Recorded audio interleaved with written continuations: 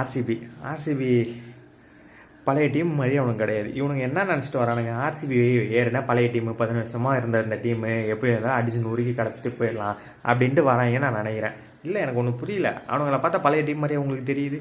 ஏடா பொலன்னு பிறந்துடுவாங்க. Outer match எல்லாம் ஏன் சின்னசாமியை விட்டு மற்ற எல்லா ஸ்டேடியத்திலும் போல 7 மேட்ச் தொடர்ந்து ஜெயிச்சுட்டு வரானுங்க. அவனுங்களை எப்படி நீங்கள் அசால்ட்டாக நினச்சிட்டு வரீங்கன்னா எனக்கு தெரியல. ஏன்டா பஞ்சாப் வரீங்க கரகரன்னு சுற்றுறீங்க. அவனுங்களை நினச்சா உங்களுக்கு என்ன மொக்க டீம் மாதிரி தெரியுதா? அவனுக்கு மொக்க டீம்லாம் இல்லை, அவனுக்கு பழைய டீம் மாதிரியே கிடையாது. அவனுக்கு வேறு டீமாக மாறி நிற்கிறானுங்க.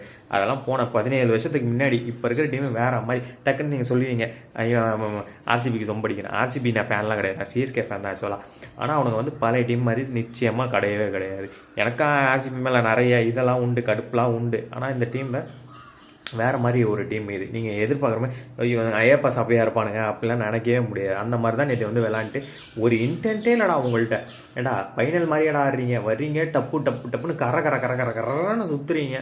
கரன்னு சுற்றி. ஏன்னா அந்த அக்காவும் 18 வருஷமாக கப்பு வாங்கலடா. ஏன்டா இப்படி பண்ணுறீங்க? போன இதில் தான் வீட்டில் தான் சொல்லியிருந்தேன், ஸ்ரேயஸ் ஐயர் கேப்டன்சி அப்படி இருக்குது இப்படி இருக்குது மாசாக இருக்கா அப்படின்னு. ஆனால் நீங்கள் என்னன்னா இப்படி சொதப்பி வச்சுக்கிட்டு இருக்கீங்க. சரி சார், என்னம்மா நீ இப்படி பண்ணிகிட்டு இருக்கேன், ஒன்றும் நான் சொல்கிறதுக்கு இல்லை. எப்படியாவது அடுத்த மேட்ச் ஜெயிச்சு வருவீங்கன்னு பார்த்தா அடுத்த டீம் எப்படியும் கடப்பாறையமாக இருக்கான் பங்காளி. அவன் அதுக்கு மேலே வந்து செய்வான். அவனுங்க நார்மல் மேட்ச்சில் கூட விட்ருவானுங்க. இதேமாதிரி ஃபைனல்லாம் வந்தால் பொலன்னு பொழப்பானுங்க. இதுக்கப்புறம் ஆர்சிபி வந்து நிறுத்தணுன்னா பங்காளி வந்து நிறுத்தினா தான் முடியும்னு நான் நினைக்கிறேன்.